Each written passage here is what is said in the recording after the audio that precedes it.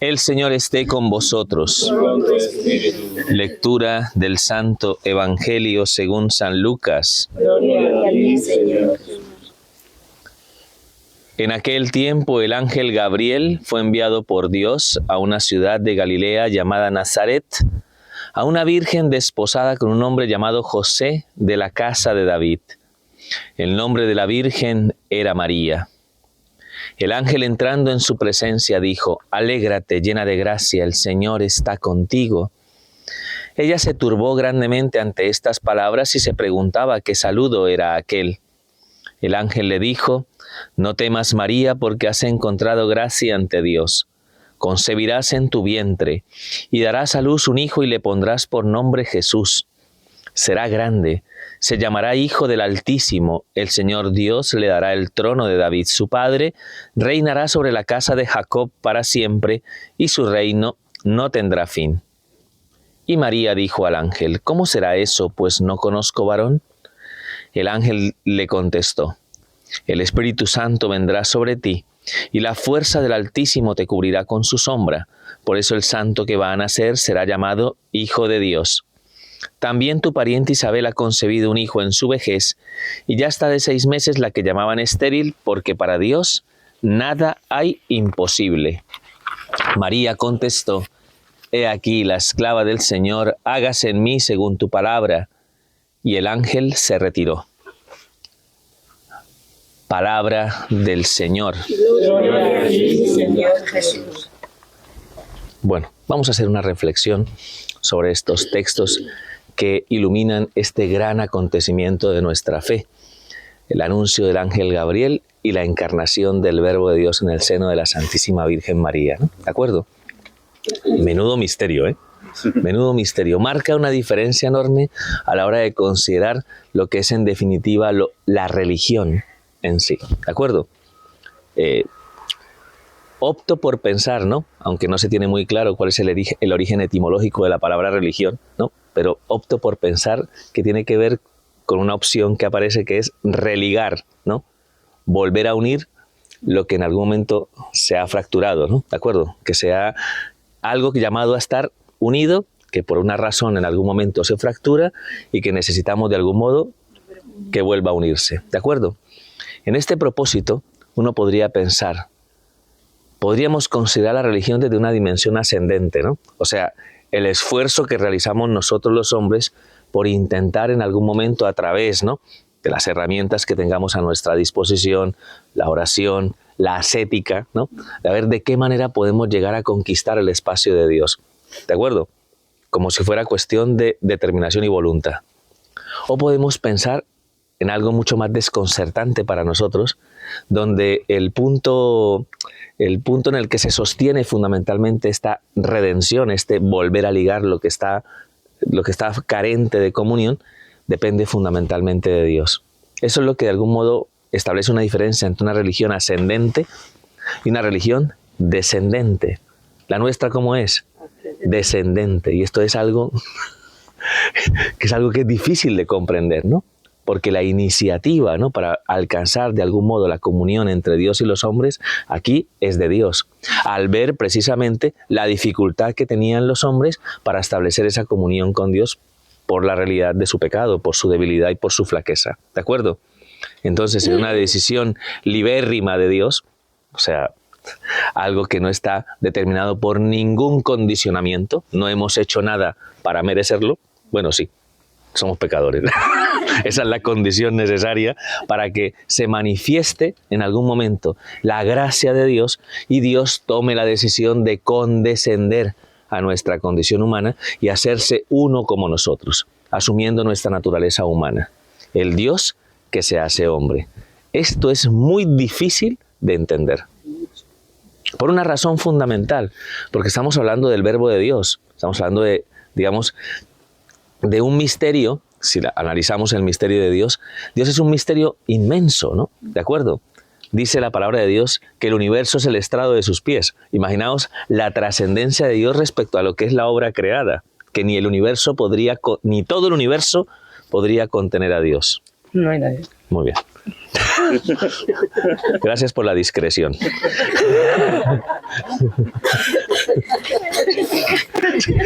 Vamos bien esta semana, ¿eh? Sara con la hora del domingo y Atanasio hoy. Bueno, en fin. Bueno, entonces, desde esa perspectiva, si yo le preguntara a cualquier persona de cualquier otra religión de corte más ascendente, una religión más de libro, una religión más, si de alguna manera existe la posibilidad de que Dios se haga hombre, me va a mirar y va a decir que estoy loco a la hora de pensar cómo un concepto tan trascendente puede estar de algún modo limitado por algo tan contingente como es nuestra condición. Que Dios se haga hombre. Yo siempre cuento una historia que me pasó, ¿no?, en extranjería en Pamplona. Yo llegué a Pamplona, ¿no? Estaba haciendo mis documentos de extranjería y quedé al lado de un imán, ¿no? Así lo ha dicho. Muy majo, ¿eh? Tampoco es que me haya mirado así en plan, te voy a matar. No, muy majo. Estuvimos hablando y tal. Muy bien, ¿no? Y entonces empezamos a hablar un poco, ¿no?, de cómo entendíamos cada uno de nosotros nuestra religión, hasta que yo llegué al punto de la encarnación del Verbo, a lo que estamos celebrando hoy. Sí. Y él me miró como, pobrecito, no ¿De verdad te crees eso? ¿No? Yo, hombre, es que es la base y el fundamento de nuestra fe. Si Cristo no asume nuestra naturaleza, si no condesciende a nuestra realidad, a nuestra condición humana, ¿cómo podría habernos redimido? Eso es una frase de un padre de la Iglesia, no estoy seguro si es Orígenes o Tertuliano, que llega a decir: lo que no ha sido asumido no puede ser redimido. De ahí el gran misterio, ¿no?, del día de hoy, ¿no?, que Él se encarne en el seno de la Virgen, ¿de acuerdo? Que asuma naturaleza humana y que nosotros creamos en Cristo, como lo decimos en el credo largo, en el niceno-constantinopolitano, que creemos en que Cristo es verdadero Dios y verdadero hombre. El Hijo de Dios, el Verbo de Dios, de naturaleza divina, ha asumido la naturaleza humana y el gran misterio de Jesucristo, ¿no? Cristo es Dios, pero tiene dos naturalezas, la divina y la humana, que es la que ha asumido gracias, evidentemente, pues a la aportación de aquel seno santísimo, inmaculado y puro de la Santísima Virgen María, por el que nosotros entendemos el dogma de la Inmaculada Concepción, ¿no? En razón de este momento, de la venida del Hijo de Dios a este mundo, entendemos por qué la Virgen fue preservada de toda mancha de pecado, para que en su seno, ¿no?, creciera la semilla de una nueva humanidad, ¿no?, la que va de alguna manera, ¿no?, pues a estar regenerada en el amor y cuya primicia, evidentemente, es Cristo, que es nuestra cabeza, ¿de acuerdo? Entonces es un misterio extraordinario que cambia de manera radical nuestra manera de entender la religión. La religión en sí misma para nosotros es gratuidad y don de Dios, que se acerca a nosotros, que nos tiende la mano, ¿de acuerdo? Las lecturas que hemos hecho en este día, hemos leído una lectura del profeta Isaías, capítulo 7, famosa, ¿no?, realidad, ¿no?, tiene lugar dentro de un contexto específico de la historia del pueblo de Israel, que son las guerras siro-efraimitas. Bueno, en realidad, para ahorrar mucho, para no enrollarme mucho, porque yo soy de los que me enrollo mucho, ¿no?, pues para no enrollarme mucho y que no salgamos de aquí a las 3, ¿no?, que es a la hora que yo querría salir, ¿no? La verdad es que el día de hoy es estupendo. Entonces, resulta que el rey, ¿no?, o sea, están viviendo desde el norte, ¿no?, los asirios, ¿no? O sea, están conquistando el territorio de Palestina. Entonces Siria y el reino del norte, porque en ese momento el pueblo de Israel estaba dividido en dos, y Siria hacen una alianza para luchar contra los asirios, que son los que vienen del norte, ¿de acuerdo? Y hablan con el rey de Jerusalén para que con ellos se conforme una alianza, ¿de acuerdo? Pero este rey, el rey de Jerusalén, hizo algo que no tendría que haber hecho, que es intentar con los asirios, ¿no?, de alguna manera, adelantarse, ¿no?, para intentar hacer con ellos también como un pacto, ¿no?, un pacto para que no arrasaran el territorio de Jerusalén. Entonces, claro, los reyes de Siria y de Israel, ¿no?, que ven que este rey les ha salido rana, se dice así, ¿no?, les ha salido rana, entonces deciden declararle la guerra también, ¿no?, al rey de Judá. Entonces se vienen los ejércitos contra Jerusalén, y eran evidentemente ejércitos más numerosos. Entonces cuando él se da cuenta de esa realidad y se da cuenta que los asirios no van a alcanzar a llegar, ¿no?, porque no van a llegar, entonces le da ayuda, y entonces, ¿no?, qué madre. Pero todo parte fundamentalmente de la incapacidad que tiene en ese momento de fiarse de Dios. ¿Me explico? Porque no tenía que haber ni hecho el pacto, ¿me explico? Claro. Ni estar de algún modo determinado en gran medida, porque al calcular, ¿no?, los ejércitos que él tenía y los que venían en su contra, pues ya se veía que tenía el agua hasta el cuello, ¿no? O sea, eso es algo que simplemente podemos intentar comprender. Si queréis haceros a las sombras, pues por aquí, estas cosas, ¿eh? Pues allá con... Sí, porque ahí yo te veo ahí... Digo, todavía no ha llegado el verano. Y me- Entonces... No, estoy aquí a gusto, me apoyo. Entonces, ¿me entendéis? Entonces, lo que vemos ahí en la actitud del rey Acaz es la falta de fe, la falta de confianza en la obra de Dios. Y es lo que Isaías le quiere decir. Pero ¿por qué te inquietas? ¿Por qué de alguna manera tu corazón está ahí hecho, ¿no?, un basilisco, ¿no? Si tú de alguna manera puedes fiarte de Dios, pídele una señal a Dios, que Dios es el que sostiene al pueblo y le ha liberado de situaciones peores cuando el pueblo pensaba que era imposible salvarse. Pídele algo que para ti en este momento es imposible, pídele una señal y seguro que el Señor te responderá. Y acá le responde a Isaías, no, es que no quiero cansar a Dios. Manda nariz. O sea, no quiero molestar a Dios. Hay por ahí, no sé, circula a veces en redes, no sé, que hay, no sé de qué circunstancia, que hay uno que dice, es que eres tonto, no sé, en fin. Sí, eres tonto. No. Entonces dice, sí, no sé qué, sí, algo así, no me acuerdo qué, pero bueno, pues que... El mota. Sí. Mota, es que eres tonto. Bueno, en fin, la cuestión es que en algún momento, cuando pasa esto, le dice Isaías al rey Acaz, pues Dios mismo te va a dar una señal. Una virgen da a luz un hijo y le ponen por nombre Emanuel. Fijaos, es un anuncio profético en sí. Es algo que es imposible. Una virgen no puede dar a luz. Son dos conceptos que son totalmente contradictorios. Virgen y madre no son dos cosas consecuentes. ¿Me explico? Soy virgen y soy madre. No. O sea, tú dices, no, esto no tiene lógica. Esto es imposible. Pues Dios, ¿no?, te da una señal a ti, a rey Acaz, que una virgen puede ser madre, porque para Dios nada es imposible. Le está ayudando. No sabemos, porque no lo sabemos, si de algún modo ese signo se hizo eficaz en aquel momento histórico. Sí, estamos seguramente en el siglo VII, más o menos antes de Cristo, ¿de acuerdo? O sea, bueno, siglo VII, no, siglo VIII, o sea, son muchos siglos antes, ¿no? O sea, de la caída de Jerusalén. Entonces, pues, o sea, no sabemos a ciencia cierta si realmente esto en algún determinado momento se dio, porque no lo dice el libro de Isaías, si verdaderamente ese signo se dio en ese momento en Jerusalén, ¿de acuerdo? Pero sí sabemos que esto sirvió de profecía para anunciar el acontecimiento que hoy celebramos, porque ese texto de Isaías 7:14, pues se aplica de manera directa al evangelio que hemos escuchado en el día de hoy, ¿de acuerdo? Porque es efectivamente de lo que estamos siendo testigos, de algo que es imposible de entender y comprender. Tú intenta decírselo a alguien que no tenga fe cristiana y no tiene sentido. ¿Cómo una virgen va a dar a luz? Pero la cuestión es, lo que es imposible para los hombres, para Dios es posible, porque Dios es todopoderoso y porque Él manifiesta a través de sus obras, ¿no?, magnánimas, ¿no?, la capacidad que tiene de ofrecernos a cada uno de nosotros algo que para nosotros nos queda grande, para lo que nosotros de algún modo sentimos totalmente impotentes, ¿no? Entonces ese es el sentido del texto de Isaías, que ilumina una profecía que tendrá su cumplimiento pleno en el acontecimiento que celebramos en el día de hoy, ¿de acuerdo? El Salmo responsorial y en la segunda lectura que hemos hecho hablan del propósito fundamental del porqué de la venida del Hijo de Dios, ¿de acuerdo? Dicen, ambos textos hacen referencia, bueno, el texto del texto que hemos leído en la segunda lectura hace referencia al Salmo, ¿no? De repente, ¿no?, se aplica a Cristo, ¿no? Señor, tú no quieres sacrificios ni ofrendas, porque es verdad que durante todo el Antiguo Testamento, cuando intentábamos remediar el daño ocasionado por el pecado, se realizaban sacrificios, ¿no?, para de esa manera volver a entrar en comunión con Dios, porque la sangre que se derramaba en el templo era lo que se podía ofrecer a Dios para remediar el daño, esas víctimas expiatorias por los pecados que cometía el pueblo de Israel, ¿de acuerdo? Pero claro, como el pueblo no dejaba de pecar,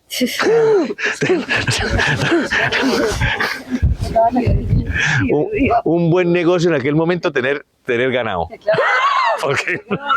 Porque madre mía, con todo lo desastroso que era el pueblo de Israel, continuamente estaban realizando sacrificios. Ríos y ríos de sangre corrieron por el templo de Jerusalén sin que pudiera remediarse el daño ocasionado en el corazón del hombre, ¿de acuerdo? Entonces, por esa razón dice, pues yo ya no quiero sacrificios ni ofrendas. ¿Me explico?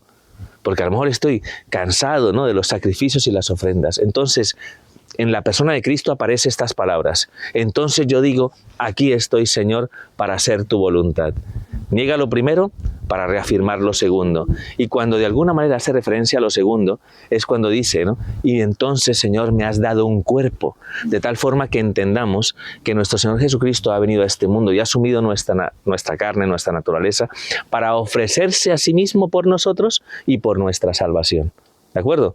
Él se convierte, por tanto, en la víctima expiatoria, ¿no? Aquel que ofrece su vida y de alguna manera, vamos a decirlo así, carga sobre sus hombros, ¿no?, todo lo que de alguna manera tendríamos que cargar nosotros como consecuencia de nuestra debilidad, abriéndonos el camino de la misericordia y de la compasión. Nos vamos a preparar ahora en la Semana Santa para celebrar este gran acontecimiento de nuestra fe, ¿no?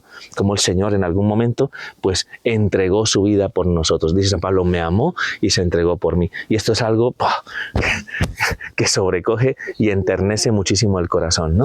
Ese niño ha venido a este mundo, ¿no?, a entregar su vida por nosotros, conforme al plan de Dios. ¿De acuerdo? Quiso compartir nuestra naturaleza humana para darnos a participar a nosotros de la vida divina, como perfecto mediador de la nueva alianza, realizando un único y eterno sacrificio por nuestra salvación, que es el que va a realizar en la cruz y por lo que nos estamos preparando en este momento en la Cuaresma para celebrar esta Semana Santa, este Triduo Pascual, con el corazón abierto, ¿no?, y dispuestos a dejarnos interpelar por tanta gracia y por tanto amor, por tanta incondicionalidad de Dios para con nosotros, a pesar de nuestra debilidad. Tiene Él la fórmula adecuada para ayudarnos a luchar y a combatir contra nuestras malas inclinaciones y alcanzar así de ese modo la participación plena en la vida de Dios. Extraordinario, extraordinario. Eso es extraordinario. Entonces, conforme a ese plan y conforme a ese proyecto, Dios de todos modos no impone este proyecto, ¿me explico?, sino que cuenta con las criaturas. Esto es impresionante, porque Dios podría haberlo hecho de muchas maneras, yo diría de manera gloriosa y portentosa, y sin embargo quiso hacerlo contando con la propia humanidad. Y ahí está la clave de la celebración del día de hoy, y ahí es cuando la figura de la Santísima Virgen María aparece esplendorosa, ¿no?, ante este misterio, ¿no?, porque Dios necesita de alguna manera la obediencia de fe de su criatura para llevar a cabo ese prodigio de gracia y misericordia. Y vemos lo que es el misterio de la encarnación, el ángel que llega a la presencia de la Virgen. Alégrate, María, llena de gracia, ¿no? Alégrate, María, llena de gracia, el Señor es contigo, ¿no? Entonces ella se turba ante estas palabras, se pregunta qué saludo es aquel, ¿no? La Virgen, ya sabéis, ¿no?, que estaba de alguna manera en ese momento, ya estaba desposada con José, ¿de acuerdo? De algún modo estaba ligada, ¿no?, enteramente al cumplimiento de la voluntad de Dios, ¿de acuerdo? Era una mujer conocedora de las tradiciones de Israel, había estado en el templo porque fue presentada al templo, o sea, una mujer piadosa, una mujer abierta al don de Dios, una mujer pura e inmaculada, de ahí que entendamos el porqué del saludo del ángel, ¿no?, y las palabras que le dice, ¿no? ¿De acuerdo? Sí. La alegría y el gozo que proviene fundamentalmente de la buena... Ella era conocedora de las promesas de la antigua alianza, ¿de acuerdo? Alégrate, hija de Sión, ¿no?, porque va a llegar tu Salvador. Alégrate, el Señor es contigo, ¿no? Sí. Entonces Él le dice, ¿no?, no temas, María, ¿no?, que has hallado gracia delante de Dios, concebirás en tu vientre un hijo y le pondrás por nombre Jesús. Jesús, su raíz, significa el Señor salva, ¿de acuerdo? El Señor salva. Y en esa realidad se cumple lo que Isaías había dicho, ¿no? Es el Dios con nosotros, el Emmanuel, ¿de acuerdo? ¿Vale? O sea, es interesante, ¿no?, el planteamiento, ¿no? Ella es esa mujer, ¿no?, esa Virgen Madre, ¿no?, ¿de acuerdo?, en la que se va a llevar a cabo el cumplimiento de esta profecía, ¿vale? Muy bien. Entonces, pues, le comenta, ¿no?, lo que él viene a hacer, va a liberar al pueblo de todos sus pecados. Entonces ella le dice, ¿no?, ¿cómo será esto? Pues no conozco varón.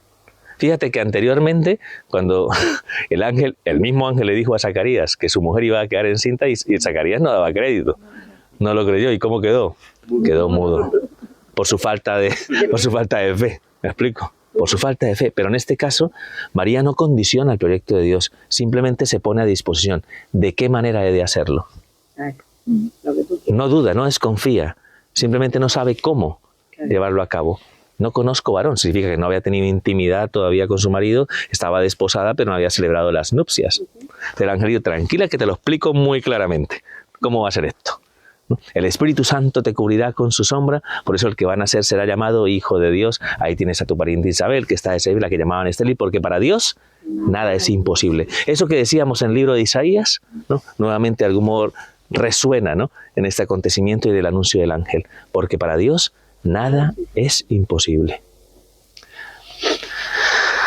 Esto hubiera planteado 800 preguntas para cualquier mujer. Claro. Mínimo 800 preguntas. Claro, porque en el fondo uno diría, bueno, me has dicho que el Espíritu Santo me va a cubrir con su sombra y que el que va a nacer no va a nacer con concurso de varón. Entonces, ¿qué he de hacer? ¿Me caso o no me caso? ¿Se lo digo a José o no se lo digo a José?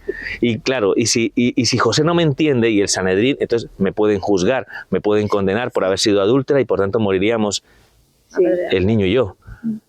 ¿Cuántas preguntas se podrían hacer ante esa realidad, ante esa revelación de ese misterio?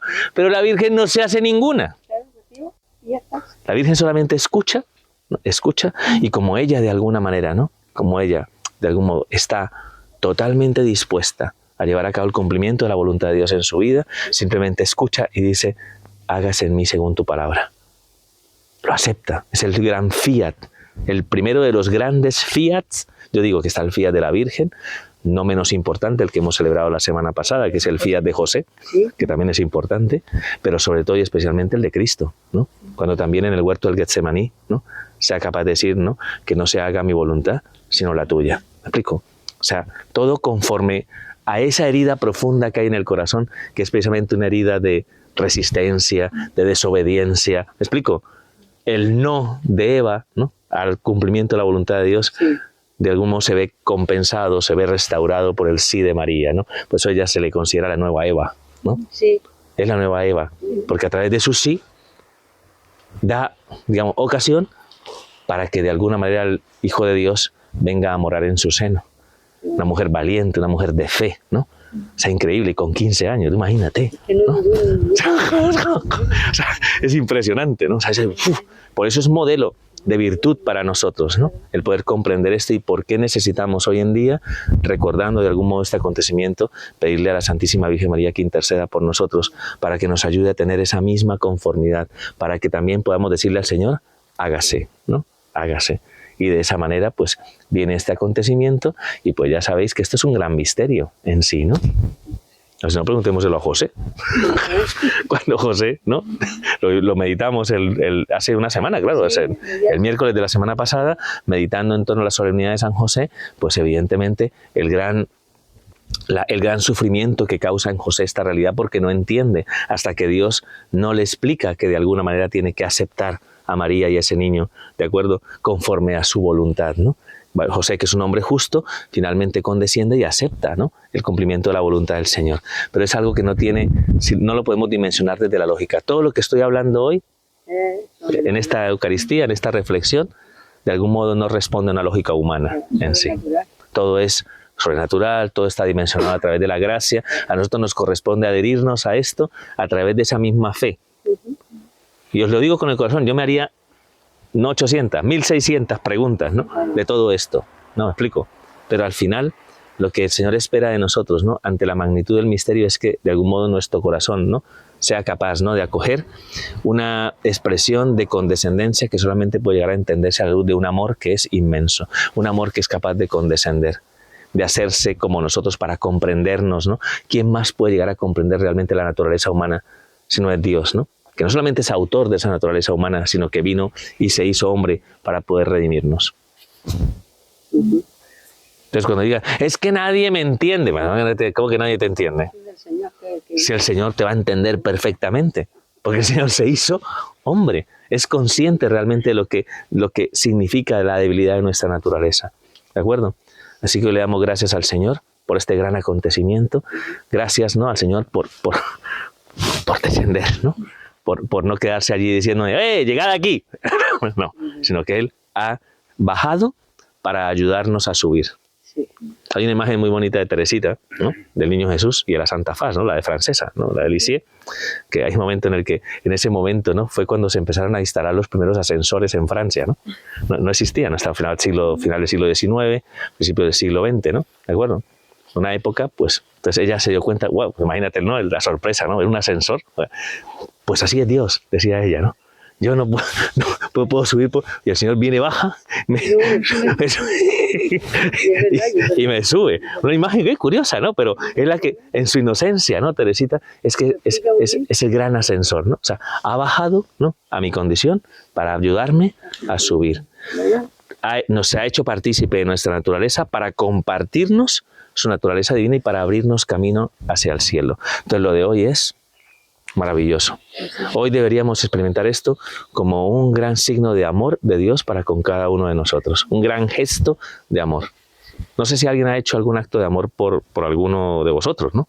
No sé, alguien que se haya dado, que normalmente esas cosas, ¿no?, llegan al corazón y quedan, ¿no? Esta persona hizo este esfuerzo por mí, esta persona hizo este sacrificio por mí. No sé, hay muchas situaciones así que uno puede ver cuánto más, ¿no?, si lo que estamos hablando, ¿no?, es de lo más importante para el corazón del hombre, que es su redención. Pues tenemos que estar muy agradecidos con Dios y agradecidos por el sí de la Virgen, ¿de acuerdo? Así que pedimos esa gracia especial, continuamos la celebración eucarística. Yo creo que cada uno de nosotros también tiene pues sus propias luchas, sus propias contiendas, ¿no? Muchos de nosotros somos un poco como Acaz, ¿eh?